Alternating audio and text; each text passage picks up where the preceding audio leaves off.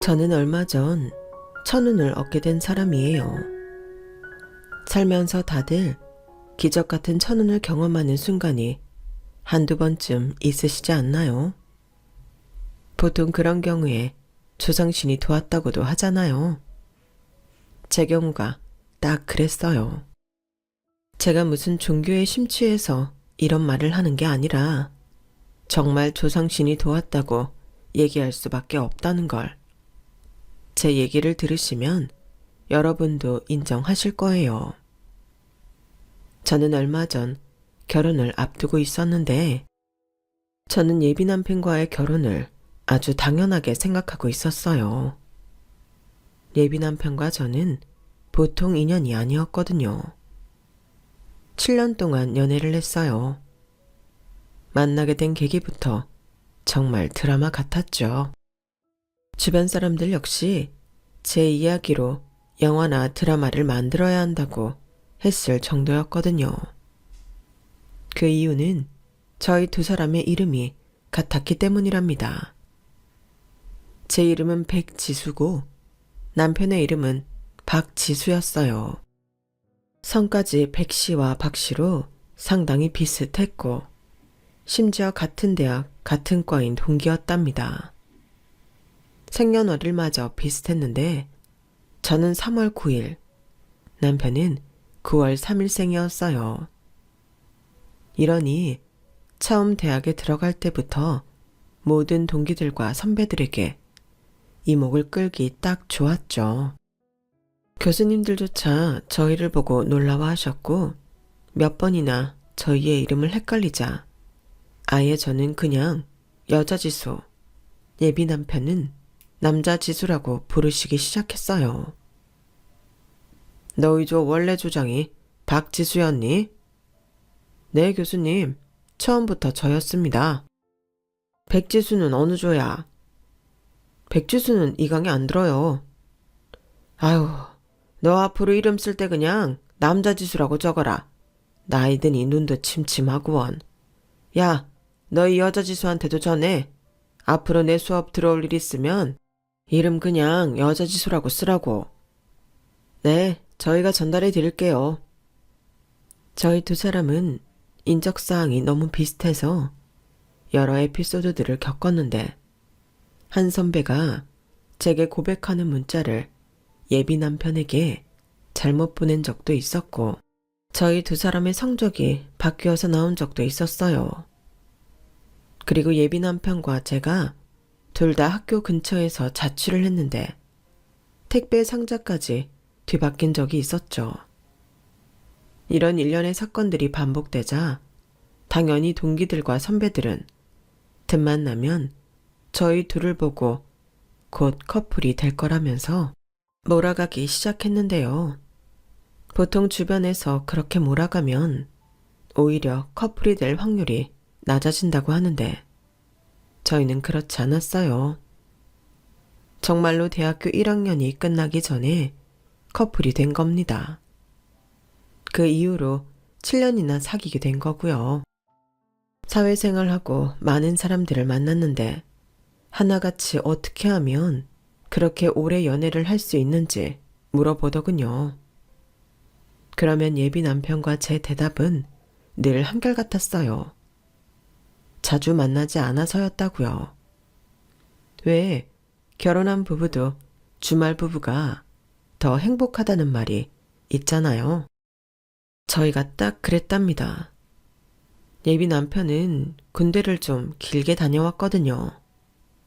학군 사관으로 활동하다가 대학교 졸업 후에 군대를 갔는데 본인이랑 잘 맞는 것 같다며 말뚝을 박아버린 거예요. 그 뒤로도 5년 동안이나 군 생활을 하면서 아예 직업 군인으로 살았고 바깥 사회로는 도통 나오지 않았어요. 저 역시 20대 초반에는 바쁘게 살았는데요. 저는 대학교 3학년 때 일본으로 교환학생을 떠나 일본에서 3년을 살았거든요. 한국에서 공부한 걸로는 현지 학생들의 대화를 전부 알아들을 수가 없었고 저는 피나는 노력으로 현지인이 아니냐는 소리를 들을 정도로 일본어를 마스터하고 왔답니다. 그렇게 치열하게 살았으니 예비 남편과 연락하기가 쉽지는 않았죠.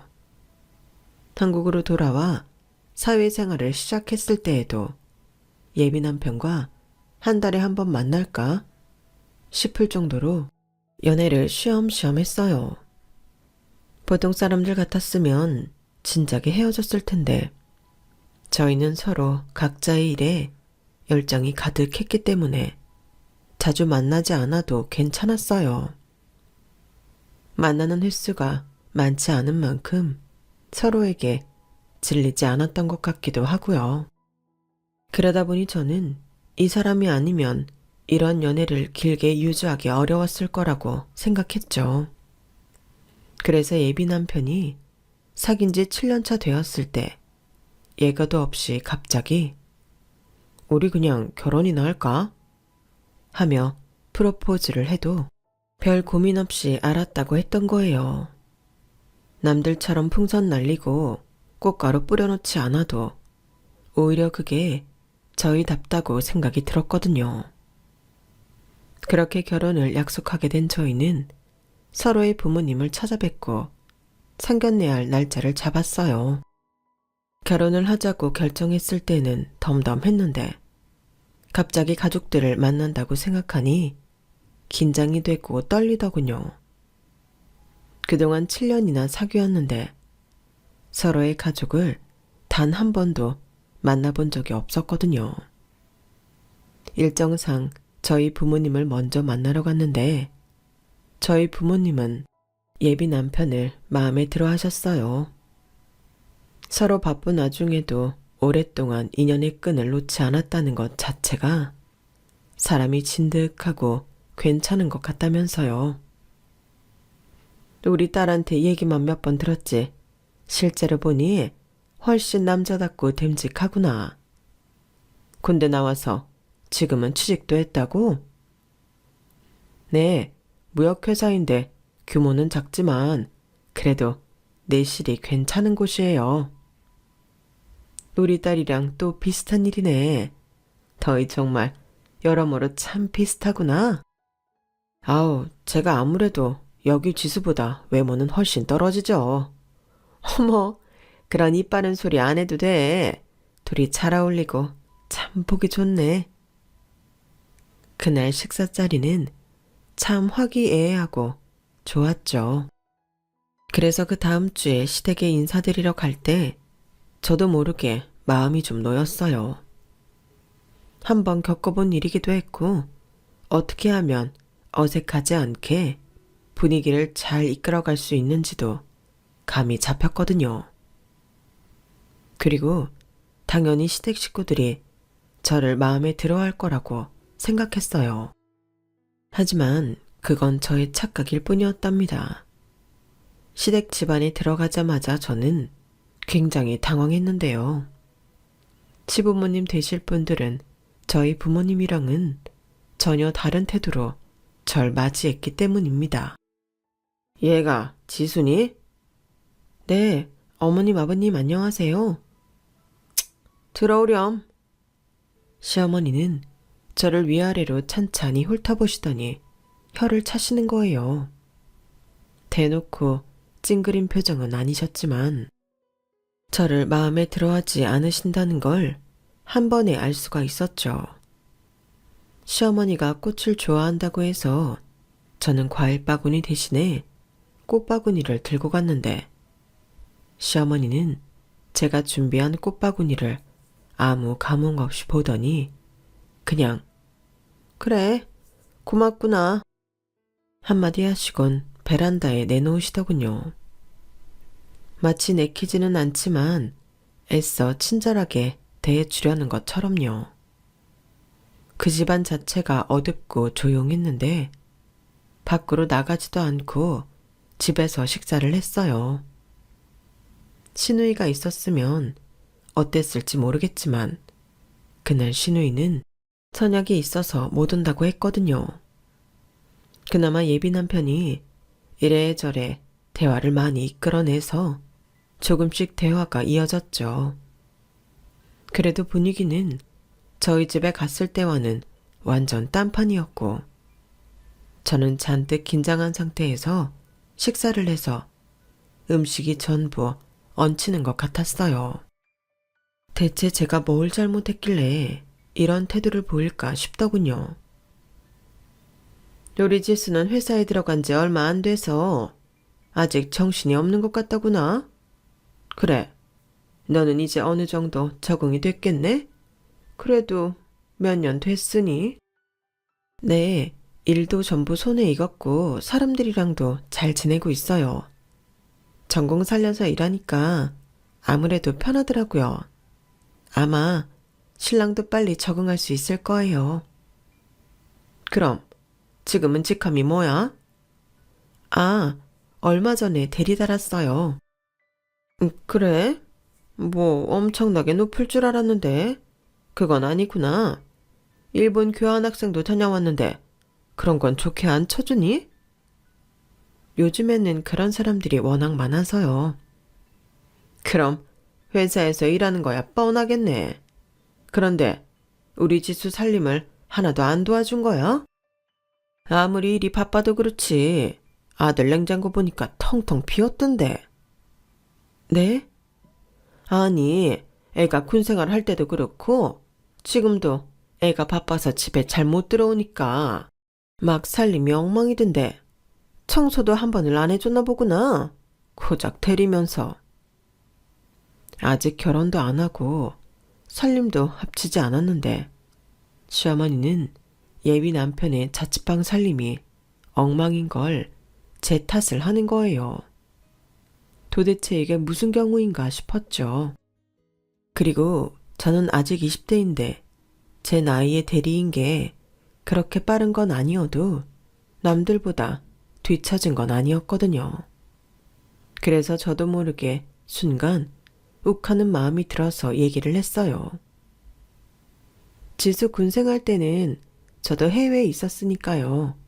그리고 저도 퇴근하면 저희 집 살림하느라 바빴고요. 지수도 자취를 하루 이틀 한 게 아닌데 청소하고 밥해 먹는 건 알아서 할 수 있어요, 어머님. 그래, 뭐 아무렴. 너도 바쁘긴 바쁘지. 일본에서 몇 년 있었다고 했지? 3년? 4년? 3년이요, 아버지. 해외 나갔다 왔다는 여자는 조사를 잘 해야 돼. 너 그동안 남자 만나고 다니지는 않았지? 한국에 애인 두고 외국에서 공부한다면서 이 남자 저 남자 만나고 다니는 사람도 많으니 조심해선 나쁠 것 없다. 제가 일본에서 알바하고 공부하느라 얼마나 치열하게 살았는데 시아버지가 그 시간을 저런 식으로 이야기하니 솔직히 화가 많이 났습니다. 서로 초면인데 무슨 압박 면접 보는 것도 아니고 이건 너무 지나치다고 생각이 들었죠.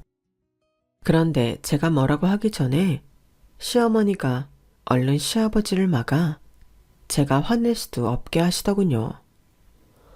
아, 사람 면전하대 대고 그런 말을 해. 어련히 알아서 잘했으려고. 그래, 우리 지수는 그럴 사람 아니에요, 아버지.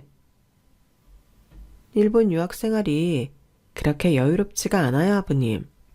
저는 공부도 하면서 알바해서 생활비도 벌어야 해서 더 힘들었고요. 그래, 그래. 이가 괜한 말을 한 것이니 너무 마음 쓰지 말아라. 시어머니와 예비 남편이 제 편을 들자 시아버지도 더 이상 아무 말씀을 안 하시더군요. 저도 기분이 상할 대로 상해버려서 더 이상 이야기하지 않았죠. 그날의 자리가 모두 끝날 때까지 저는 그냥 조용히 의기소침해 있다가 나왔어요. 그런데도 예비 남편은 제게 별 말도 안 하고 그냥 집으로 보내주더군요. 시부모님의 태도는 정말 기분이 나빴지만 그렇다고 예비 남편에게 크게 화를 내기엔 저도 조심스러웠어요. 아무래도 어르신들이잖아요. 그래서 나중에 제대로 한 소리를 해야겠다 생각만 하고 일단은 가만히 있었는데요. 며칠 후 저희는 그날 오지 않았던 신우이를 만나게 되었어요. 신우이가 강남에 있는 학원을 다니며 공부 중이었기 때문에 학원 끝나는 시간에 맞춰 신우이를 데리러 갔죠. 신우이는 저희보다 4살 어렸는데 대학원을 들어가려 준비 중이었거든요. 그 차 많고 복잡하고 사람 많은 곳에서 운전을 해서 데리러 갔는데 예비 남편이 말하길 신우이가 그렇게 걷는 걸 싫어해서 차가 없으면 안 된다는 거예요. 예비 남편은 차가 없고 저만 운전을 해서 제 차로 이동을 했는데 정말 너무 힘들더군요.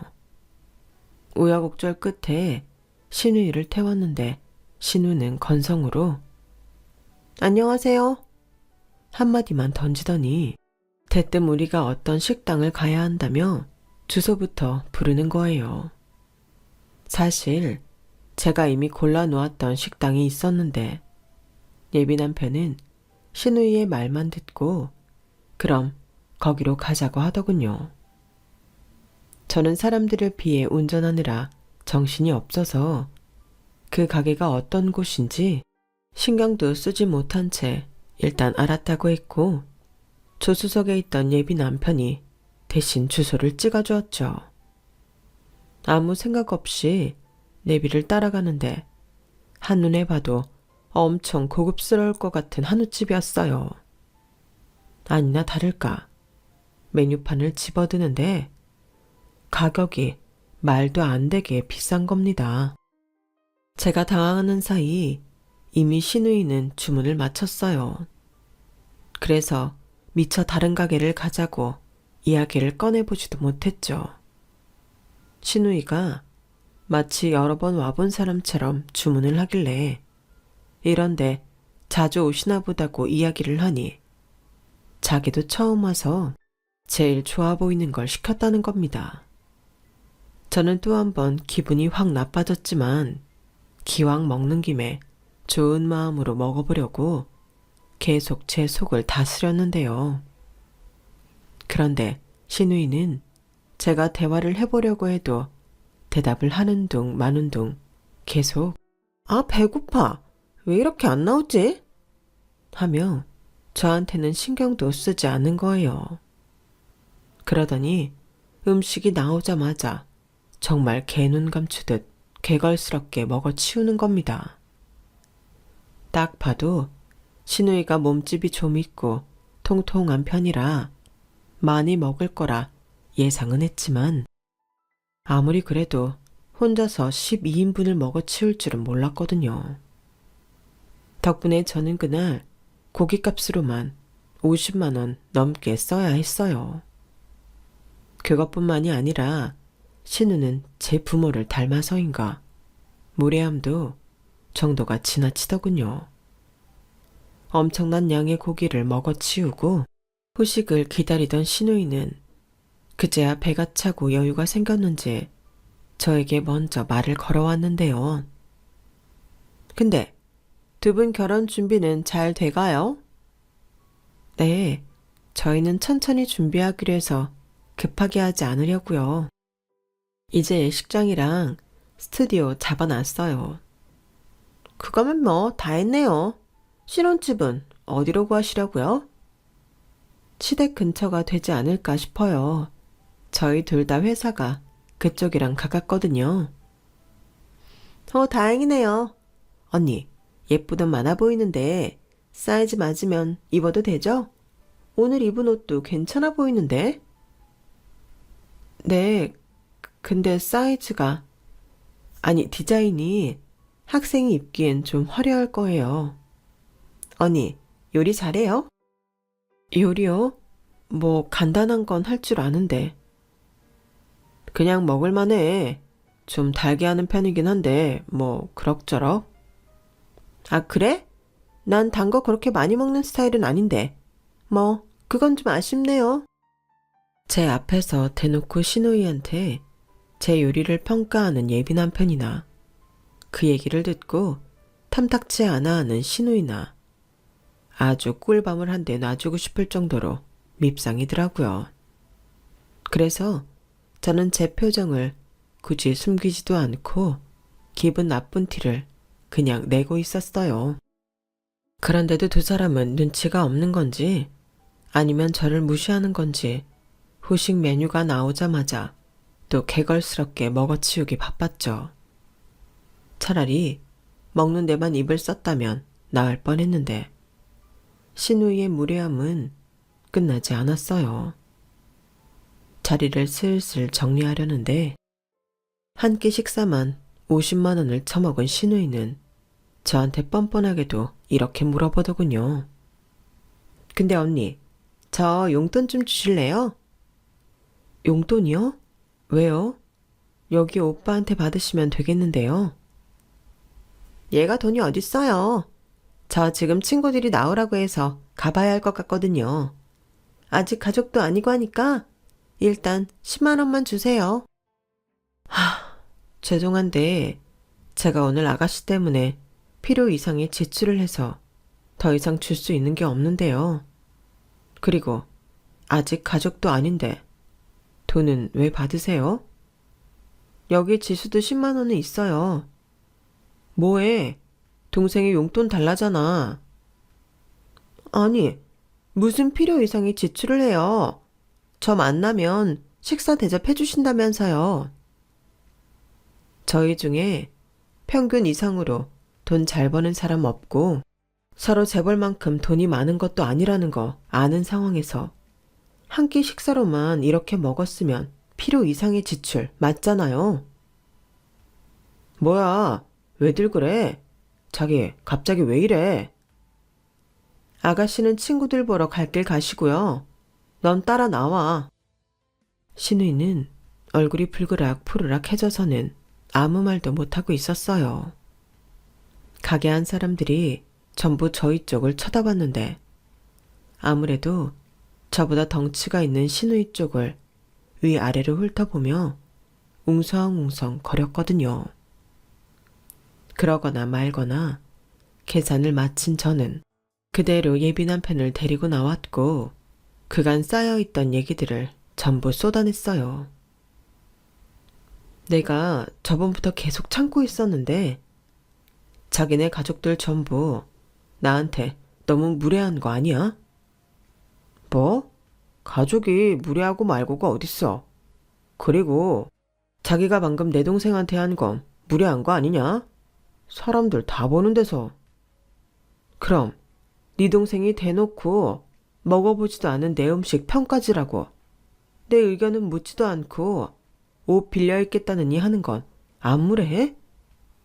동생뿐만이 아니라 너희 부모님이 저번에 나한테 뭐라 그랬어? 뭐? 해외 살이하던 여자들은 조사를 잘해야 한다고? 그딴 소리를 아무렇지도 않게 사람 면전에 뱉어대는데 너는 그게 그냥 가족이라서 아무렇지 않다는 거야? 어른들 그냥 노파심해하는 말 같다가 왜 그렇게 예민하게 받아들여? 그게 네 입장이야? 그게 다야? 뭐가 또? 내가 저번부터 생각해봤는데 우리 잠깐 시간 좀 갖고 다시 생각하자. 난 이 결혼 다시 생각해봐야겠어. 그날 그렇게 이야기를 하고 헤어진 저희는 약 일주일 정도 서로 연락을 하지 않았습니다. 딱 한 번 스튜디오 예약 때문에 날짜를 2달 뒤로 미룬다는 이야기만 했네요. 예비 남편에게 그렇게 강하게 얘기했지만 저도 사실 마음이 많이 복잡하긴 했어요. 제가 너무 성급하게 결단을 내리려는 건가 싶기도 하고 이제라도 헤어지는 게 맞는 건가 싶기도 했죠. 그래서 친구들을 만나 시댁 식구들을 만난 이야기를 전부 들려주며 고민 상담을 했는데요. 친구들은 한 명도 빠짐없이 전부 엄청나게 욕을 했어요. 당장 다른 남자 만나라면서요. 야, 우리 아직 30 안 됐어. 지금 도망칠 수 있을 때 얼른 도망쳐. 그래, 세상에 좋은 시댁 생각보다 많아. 그쪽 집안은 벌써부터 틀려먹었다, 야. 장장 7년을 만났는데 어떻게 그렇게 무자르듯이 정리가 돼. 결혼은 안 하더라도 얘랑 헤어지는 건 좀 힘들 것 같은데. 다다음 달이면 8년 차야, 우리. 그게 뭐가 중요해? 야, 정신 차려. 몇십 년 같이 산 부부도 수틀면 이혼하는 세상이야. 부모들이 사람 면전에다 대고 그러고 있었다면 박지수 걔도 뻔해. 신우이란 애도 지금이야 50만 원이지. 결혼하면 500만 원도 뜯어갈 인간이다. 지금 하는 짓만 봐도 훤하다 훤해. 듣다 보면 제 친구들 말이 하나도 틀린 건 없었어요. 그렇지만 오랫동안 한 사람이랑만 연애를 하다 보니 다른 사람 만날 엄두가 안 나는 것도 사실이었어요. 독하게 마음을 먹어보려고 해도 다시 누군가를 만나 결혼을 약속하고 그런 과정을 반복할 생각을 하니 자신도 없었고요. 그리고 시누이 때는 아니었지만 시부모들이 그렇게 막말을 했을 땐 예비 남편도 중간에서 나름 애를 썼거든요. 제가 이렇게 고민을 하고 있는데 예비 남편이 먼저 저에게 연락을 하고 집 앞까지 찾아오더군요. 자기가 부모님한테 제대로 잘 말씀드렸고 다시는 그런 일 없을 거라면서 제게 다시 한번 좋게 생각해 달라는 겁니다. 어르신들이 한 번 정도는 실수하실 수 있잖아. 한 번만 자기도 넘어가줘. 정말 미안하시대. 다음에 만나면 절대 안 그런다고 하셨어. 나도 미리 부모님께 친절하게 대해달라고 말씀 못 드린 거 미안해. 그리고 지영이한테도 말 잘해놨어. 철딱선이 없는 짓이었다고 따끔하게 혼냈으니까 자기도 화 풀어. 응? 나도 앞으로는 우리 가족들이 무례하게 굴거나 하면 자기 편 들어줄게. 예비 남편이 그렇게 저에게 사과하자 저는 또 마음이 풀렸어요. 부모님께 서로 인사도 다 드린 마당에 이제 와서 결혼을 모른다는 게 사실 저도 부담이 되는 일이긴 했거든요. 그래서 저희 부모님께는 이런 일이 있었다는 것도 말씀을 아직 안 드렸었고요. 그래서 저는 한 번만 더 예비 남편을 믿어보자고 하고 사과를 받아주었답니다. 다시 예전처럼 예식장도 보러 다니고 청첩장도 맞추러 다니고 하게 된 거죠. 그리고 얼마 후 상견례 자리에서도 시부모님은 전보다 저에게 친절히 하시려고 하셨어요. 저희 부모님 앞에서 말씀도 조심하려고 하셔서 다행이었습니다. 시누이 역시 눈치껏 적당히 먹고 조용히 있더라고요. 따로 저에게 미안하다는 말을 한 건 아니었지만 그래도 조심하려는 게 보여서 저도 한번 마음을 풀고 넘어가길 잘했다는 생각도 들었어요. 그렇게 바쁘게 일도 하고 결혼 준비도 하며 지내고 있는데 어느 날 시어머니한테서 연락이 온 겁니다. 저랑 둘이서 한번 만나자고 하시더군요. 갑자기 무슨 일일까 싶었는데 시댁 근처 카페에서 만난 시어머니가 갑자기 저에게 한 서류 봉투를 건네는 거예요. 이건 우리 아들 재산 목록이랑 범죄 이력 확인서, 보험들이다. 너한테만 무작정 요구하면 네가 기분 나쁠 수 있어서 일단 우리 아들 거 먼저 가능한 대로 뽑아왔어. 이런 서류들을 왜 저한테 주세요? 너도 이거 하나씩만 뽑아다 주려무나. 건강검진은 우리 아들도 아직 안 받아서 그건 너희들이 손잡고 다녀오거라. 산부인과도 꼭 다녀오고 기분 나쁘게 듣지 않았으면 한다. 결혼이라는 게 괜히 일륜지대사라는 게 아니야. 이런 작은 것이라도 철저히 하는 게 좋아. 서로 조심해서 나쁠 건 없잖니? 아마 부모님께 여쭤보면 이해하실 거다. 혹시나 네가 부당하다고 느낄까봐 내가 오늘 먼저 우리 아들 서류 건네주려고 부른 거란다. 아, 네. 어머님, 무슨 말씀이신지 이해했습니다. 기분 나쁜 건 아니에요, 어머님. 그래, 이해했다니 다행이구나. 차분하게 들어보니 시어머니 말은 틀린 게 하나도 없었어요. 솔직히 제가 못 믿어와서 이런 서류들을 요구하는 거라고 하더라도 먼저 예비 남편의 서류를 건네주며 하는 말이니 제가 거절하기도 그렇고요. 어른이 이렇게까지 얘기하시는데 기분 나쁜 티를 보이면 오히려 못 믿었게 생각하실 것 같아서 저는 담담하게 그러겠다고 말씀드릴 수밖에 없었죠. 그리고 저는 건강이나 그동안 저축했던 것이나 부끄러울 만한 것이 없었기 때문에 서류를 가져다 드리면 오히려 제 입장에서도 당당해지니 좋을 것 같았어요. 그래서 시어머니가 말씀하신 대로 당장 그 다음 주에 예비 남편과 손잡고 함께 건강검진도 받고 산부인과도 다녀왔답니다. 그리고 바로 며칠 뒤 저는 시댁 식구들 예단을 해드리려 번화가에 있는 백화점을 갔어요. 직접 눈으로 보시고 고르는 게 좋을 것 같아 다 같이 만나 이동을 했고 명품관부터 차례대로 훑으며 쇼핑을 즐기고 있었죠. 시아버지는 시계를 고르시고 시어머니는 주얼리 세트를 고르셨어요. 시누이는 가방을 골랐고요. 저는 기왕 예단하는 김에 최대한 시부모님께 어울리는 걸로 골라드리기 위해 굉장히 노력했는데요. 그런데 시댁 식구들은 다들 자꾸만 자신에게 어울리지도 않는 모델을 고집하는 거예요. 직원분들도 손님께는 다른 게 더 어울린다며 애써 돌려 말했지만 그럼에도 들은 척도 하지 않았죠.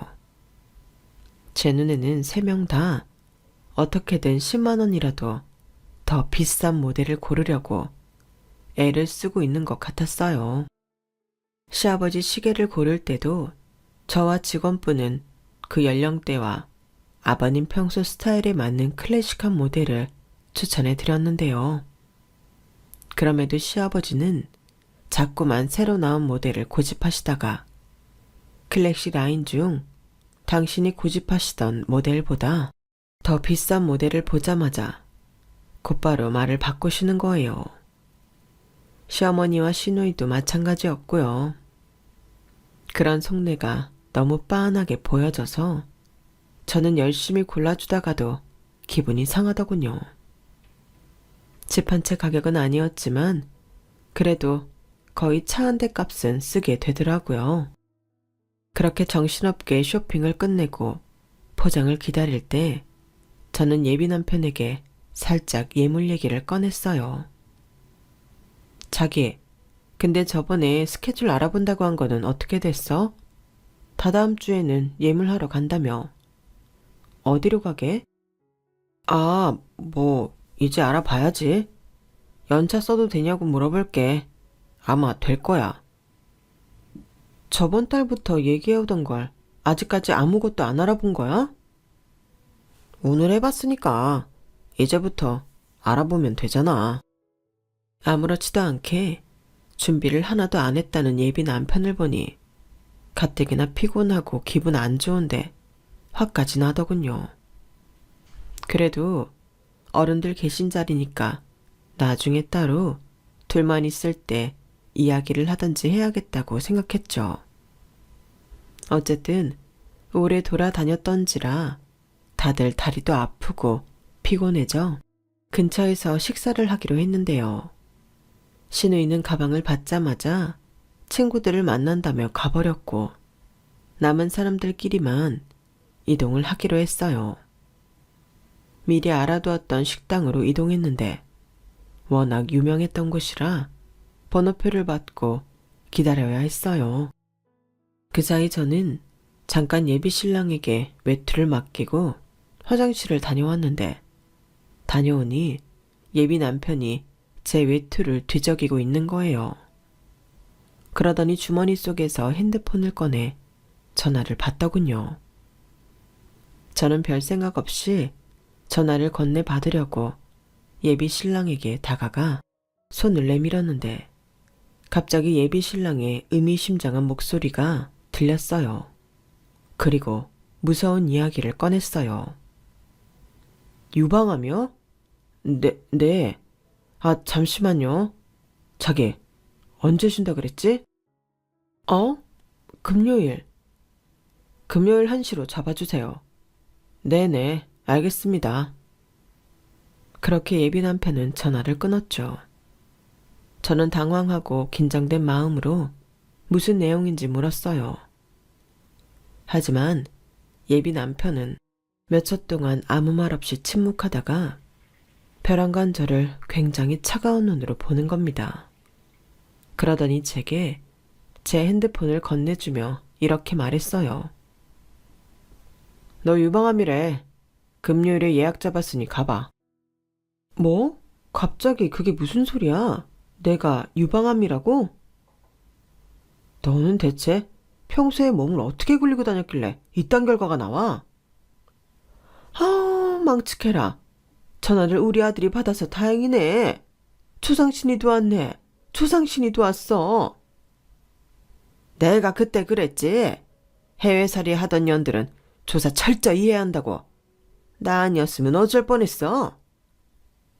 저는 그런 결과가 나왔다는 말도 믿기가 어려웠는데 시댁 식구들은 기다렸다는 듯이 저를 비난하기 시작했어요. 저는 사실 머리로 납득이 안 갔어요. 이 일이 아니라도 저는 건강검진을 주기적으로 받는 편인데 단 한 번도 몸에 이상이 있다는 얘기를 들은 적이 없었거든요. 그리고 예비 남편과 같이 진행했던 검진 단 하나만으로 암 판정이 그리 쉽게 날 리도 없었고요. 확실해? 갑자기 암이라니. 그럴 리가 없잖아. 자기가 잘못 들은 거 아니야? 그건 병원 가서 확인해보고 어쨌든 네 몸에 이상한 게 있다는 건 사실이잖아. 그것도 다른 것도 아니고. 우리 결혼은 없단 일로 하자. 아니 잠깐만. 아직 확실하지도 않은 결과 같다가 왜 갑자기 사람을 이상하게 취급을 해? 설령 내가 유방암이라고 쳐. 그렇다고 하더라도 그게 내가 몸을 함부로 해서 생긴 건 아니지. 이게 대체 무슨 이상한 논리야? 이런 이유로 갑자기 결혼을 없던 일로 하자고? 어떻게 네가 나한테 이럴 수가 있어? 네가 지금 큰 소리 칠 때야. 오히려 넌 나한테 미안해 해야지. 나는 그동안 너랑 아무리 멀리 떨어져 있어도 덜 믿었는데 옛말에 어른들 말씀 들어서 손해볼 거 하나 없다고. 너 해외살이 할 때 아주 막 살았구나. 진짜 배신감 느낀다. 그 오랜 시간 동안 어떻게 그렇게 날 감쪽같이 속여왔을 수가 있어? 제정신이야? 아무리 개소리라도 어느 정도 근거가 있게 해야지. 무슨 말도 안 되는 논리로 사람을 몰아가냐고. 차라리 처음부터 결혼을 하기 싫었으면 얘기를 하지. 지금 나랑 결혼하기 싫어서 핑계대는 거야? 진짜 남자 새끼가 비겁하기 짝이 없어. 네가 이런 애인 줄 몰랐으니까 나도 여기까지 온 거지. 됐다. 도저히 너랑은 할 말도 없고 엄마 말처럼 조상신이 이렇게 도와주시는데 내가 어떻게 너랑 결혼을 할 수가 있겠어? 진짜. 그 순간 저는 제가 몸에 이상이 생겼다는 것도 서럽고 예비 남편이 저를 이상한 여자로 몰아가는 것도 화가 나고 답답해 저도 모르게 눈물이 났어요. 그 와중에도 핸드폰으로 문자 오는 소리가 들리자 습관적으로 핸드폰 액정을 보게 되더군요. 그런데 뭔가 이상했습니다. 이름이 제 이름이 아니라 남편 이름이었던 거예요. 박지수님, 몇 월 며칠 1시 예약되셨습니다. 라고요. 순간적으로 뭔가 잘못됐을 수도 있겠다는 생각이 들었어요. 촉이라기보다는 그 순간엔 현실을 부정하고 싶은 마음에 그랬던 것 같습니다. 그래서 저는 그 자리에서 병원으로 다시 전화를 걸었어요. 여보세요? 죄송한데 방금 전화 받았던 사람인데요. 유방암이라고. 저한테 전화하신 거 맞아요?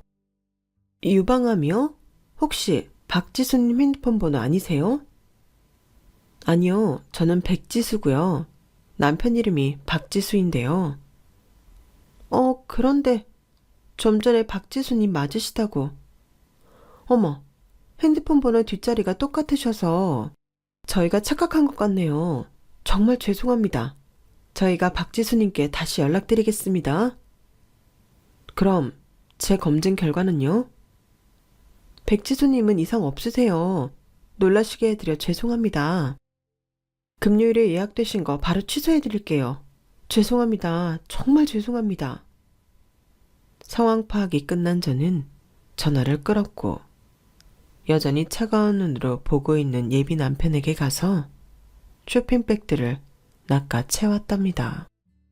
시어머니는 그런 제게 대번에 달려들며 손에서 쇼핑백을 낚아채가려 하시더군요.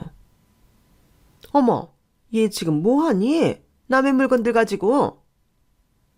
노망 나셨어요? 남의 물건들이요?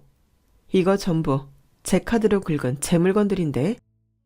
어디서 도둑질이세요? 막말로 당신이 뭔데 내가 이 비싼 걸 그냥 주겠냐고요. 야, 너 지금 우리 엄마한테 그게 무슨 말버릇이야? 미쳤어? 니네 가족들이야말로 단단히 미친 것 같은데 결혼도 엎어졌고 이제 생판 남인데 무슨 낯짝으로 이걸 다시 들고 갈 생각을 해? 에휴, 놔둬라. 저거 병 들고 더러운 주제에 돈이라도 챙겨보겠다는 속셈 같은데. 그래, 앞으로 항암 치료니 뭐니 하면 돈 얼마나 많이 깨지겠냐? 그 치료 비용이 우리 지갑에서 안 나간 것만으로 조상신이 도우신 게야. 조상신이 누굴 도와요? 당신들을요? 뭔가 착각하시는 모양인데 조상신이 도운 건 저거든요? 시댁 식구들은 그게 무슨 소리냐며 절 미친 사람 취급을 하더군요. 그래서 제가 병원에서 날아왔던 예약 문자를 그대로 예비 남편에게 보여줬어요. 박지수, 이름 석자 확인하라고요. 예비 남편은 멍하니 눈만 꿈뻑거리며 제 폰을 들여다보더라고요. 때마침 남편의 핸드폰 벨소리가 울리기 시작했어요. 전화를 받은 남편은 한순간에 표정이 굳어지더군요. 제가 유방암이라고요? 전 남잔데요. 그동안 남자가 몸을 얼마나 함부로 했으면 그딴 병에 걸리니? 항암 치료 잘 받고 2번 다시 연락하지 마. 죽여버리기 전에. 항암이고 나발이고 위자료는 빈틈없이 청구할 테니까 그리들 아시고. 그럼 잘들 화이팅 해보세요. 그 전까지 제게 표독스럽게 막말을 해대던 시부모님은 창백한 얼굴로 아무 말도 못하고 계셨고 예비 남편은 통화 중이라서 제 말에 적당한 대꾸도 못했어요. 저는 야무지게 쇼핑백 주차권 전부 챙겨서 그들에게 등을 돌리고 나와버렸습니다. 등 뒤에서 예비 남편은 뭐라 심각한 목소리로 얘기를 하더니 풀썩 하는 소리가 들리더군요. 사람들이 웅성거리고 시어머니가 사람들에게 119를 불러달라고 외치는 소리가 들렸지만 전 뒤도 안 돌아보고 나와버렸답니다. 예단으로 산 물건들은 다행히 포장도 안 뜯고 결제한 지 얼마 되지 않아서 환불하는 거라 전부 문제없이 카드 취소를 할 수 있었어요. 저는 곧바로 집으로 돌아왔고 부모님께도 이 일을 자세히 말씀드렸죠. 저희 부모님은 정말 크게 화를 내셨어요. 그래도 한 이틀쯤 진정을 하시고 나니 정말 조상신이 도우신 일이라며 다행이라고 마음을 정리하시더군요. 그리고 저는 시간을 내 변호사 상담을 받고 예비 남편을 상대로 위자료 청구를 했답니다. 증거를 수집하는 일은 그리 어렵지 않았는데요. 예비 남편, 아니 전 남친이 된 그 망할 놈이 제 발로 저를 찾아왔기 때문이었죠. 지수야, 잠깐 나랑 얘기 좀 해. 낯짝도 듣고 온 그놈은 제가 자취하는 집 앞까지 찾아와 저를 기다리고 있더군요. 퇴근 후 그 인간을 마주한 저는 대번에 인상을 팍 쓰며 험한 말을 했어요. 물론 들고 있던 핸드폰으로 재빨리 녹음 버튼을 틀고요. 주접 떨고 있네. 안 꺼져? 여기가 어디라고 찾아와? 경찰 부르기 전에 알아서 꺼져. 말 좀 이쁘게 안 할래? 넌 내가 7년 동안이나 이쁘게 말하라고 해도 꼭. 일단 들어가서 얘기하자. 도어락 비밀번호는 언제 바꿨어?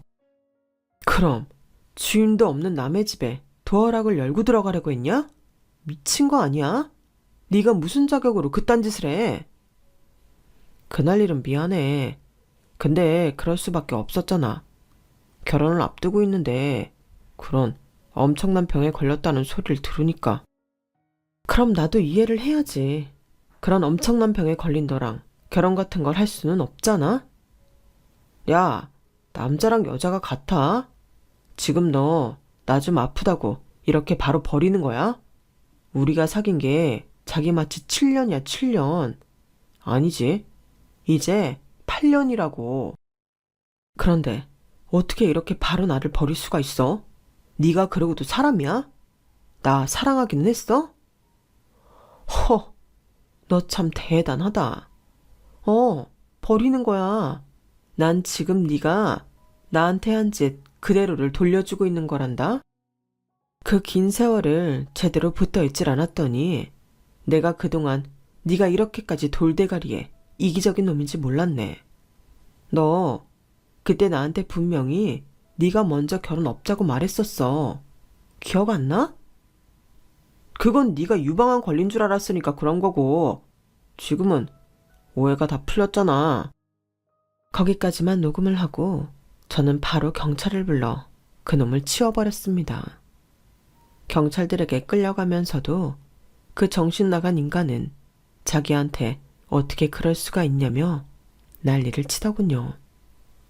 그놈이 본인 입으로 자기가 한 짓을 시인하는 말을 녹음했어야 했거든요. 그 인간들 부모들에게서도 차례대로 연락이 왔지만 다 차단해버렸어요. 몇 번 집 앞으로 찾아오는 걸 그때마다 경찰을 불렀더니 더 이상 찾아오는 일은 없더군요. 나중에 알고 보니 그 인간은 정밀검사를 받고 나서 유방암 판정을 확정적으로 받았다고 해요. 하지만 그런 병에 걸린 게 면죄부가 될 수는 없잖아요. 저는 그런 그놈한테 파온 위자료를 1원 한 장까지 야무지게 받아냈답니다. 저와 그 인간은 공통적으로 알고 지낸 지인들이 정말 많았는데요. 사실 저는 저희의 파온 사유에 대해 그렇게까지 떠벌리고 다니진 않았어요. 정말 친한 동기들 몇 명한테만 그날의 일을 들려주었죠. 그런데 소문은 퍼지고 퍼지더니 나중에는 급기야 그 사람이 그놈이 문란한 생활을 하다가 그 불치병을 얻은 줄 알더라고요. 제가 그런 오해를 받아서 억울했다는 이야기가 입에서 입으로 전달되다 보니 그렇게 변질된 것 같았어요. 하지만 저는 굳이 나서서 고쳐주지는 않았어요. 어쨌든 제가 악의적으로 퍼뜨린 소문은 아니니까요. 덕분에 그 못된 놈은 치료만 받으며 회사도 동기들도 다른 친구들도 안 만나고 집에만 있는 모양이더군요. 그 소식을 끝으로 저는 더 이상 그 인간에 대한 소식은 듣지 못했네요. 위자료까지 전부 받아내고 그 인간과의 모든 연결고리가 끊어지고 난 뒤 사실은 저도 후유증이 세게 오기는 했었어요. 아무래도 오랜 기간 동안 만났고 결혼 준비까지 거의 하던 사람이랑 그런 일을 겪고 나니 한동안 축 처진 생활을 하게 되었죠. 그렇게 몇 주를 지내다가 문득 잘못한 것도 없는 제가 이런 생활을 하는 게 억울해서 요즘은 여행을 많이 다니고 있답니다.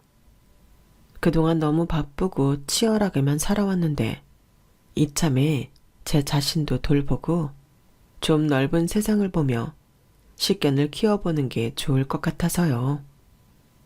무엇보다 앞으로는 사람을 보는 해안을 키워볼 계획이랍니다.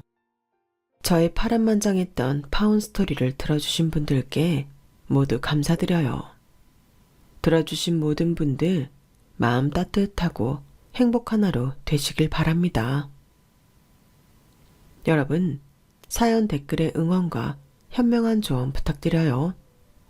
좋아요와 구독은 저에게 큰 힘이 됩니다.